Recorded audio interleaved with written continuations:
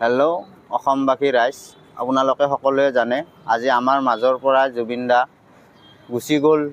আমাৰ চিৰ জীৱনৰ কাৰণে এৰি থৈ আমাৰ অসমৰ সম্পদ বুলিকে আৰু কোনো জাতি নাই, কোনো ধৰ্ম নাই। আমাৰ জুবিন দা সকলো কথাষাৰ কোৱা মানুহ আৰু ক'তো নাপাম, আৰু এই কথাটোৱে অমৰ হৈ থাকিব আৰু সকলোৰ বাবে চিন্তা কৰা আমাৰ জুবিন দা।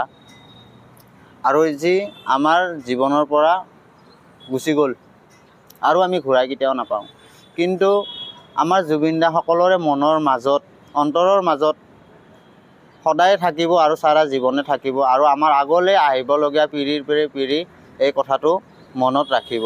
জুবিন দা যদিও আমাৰ মাজৰ পৰা গুচি গ'ল, তথাপিতো অমৰ হৈ আমাৰ জীৱনত থাকিব বুলি মই আশা কৰোঁ, আৰু সকলোৱে এই কথাটো মনত ৰাখিব লাগিব, কাৰণ জুবিন দা আমাৰ অসমৰ সম্পদ আছিলে। আজি মই আহিছোঁ গুৱাহাটীত আমাৰ জুবিন দাৰ সমাধি চাবৰ কাৰণে।